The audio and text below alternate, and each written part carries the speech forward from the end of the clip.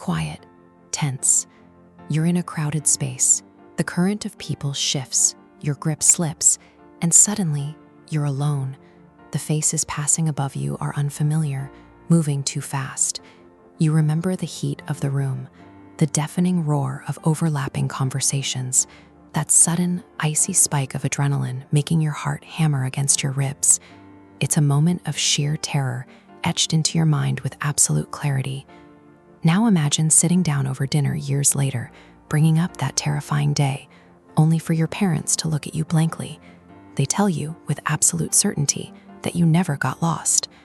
Most of us walk around assuming our memory operates like a camera.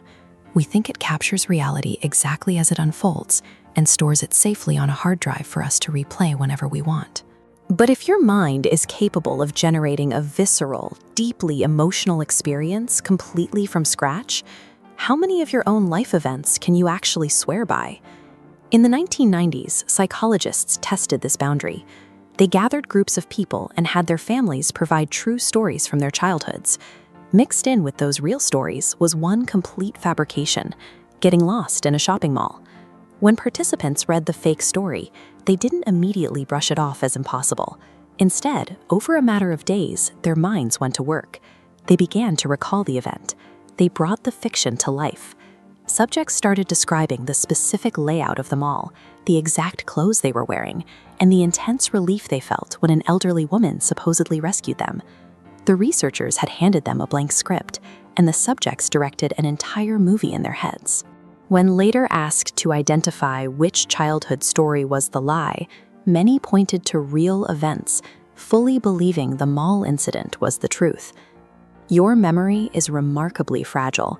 Without any conscious effort, your brain can weave absolute fiction into your personal history, leaving you completely unaware that a rewrite ever took place. This happens through a process psychologists call memory reconstruction. Your brain is constantly trying to make sense of the world. To do that efficiently, it prioritizes a smooth, complete narrative over a historically precise one. Your mind pulls together scattered fragments, an isolated image here, a residual emotion there, or a detail someone else mentioned. To bridge the gaps, your brain invents the missing pieces, blending fact, feeling, and expectation until it forms something whole. Remembering isn't hitting play on a recording. It's a creative act. Every time you think back, you are writing a story. That process comes with a catch. The very act of accessing a memory is what exposes it to change. Bringing a past event to mind dissolves it into a briefly unstable, fluid state. The file is open. While open, your current feelings or new context get quietly woven in. Then the memory solidifies and is filed away, carrying fresh edits. This is why external suggestions carry so much weight. If you witness a car crash and an investigator asks, "Did you see the broken headlight?"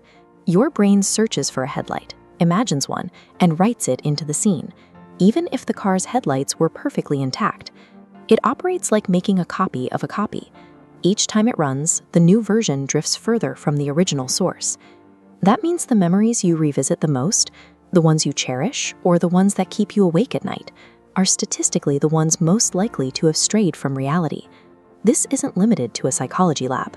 Think about the last intense argument you had, where you and the other person both swore on your lives that you remembered the exact words that were spoken. Consider the classic anecdotes you tell at parties, the defining moments of your adolescence, the legendary road trip, the stories you've repeated so many times the timing is practically rehearsed. Those foundational truths aren't exact replicas of what happened. They are heavily edited drafts, polished and smoothed over by years of repetition. It's unsettling to realize that the history making up your personal identity isn't carved in stone. It rests on a shifting, highly subjective foundation. This cognitive unreliability serves a vital purpose. The brain's reconstructive process is a deliberate feature of human survival. The exact same flexibility that allows a false memory to take root is what enables us to learn from our mistakes, adapt to new environments, and vividly imagine future scenarios. We use the fragments of the past to build a roadmap for what comes next. Accepting that our internal record is essentially a draft makes it easier to hold space for someone else's version of events. It replaces the drive for absolute certainty with a capacity for broader understanding.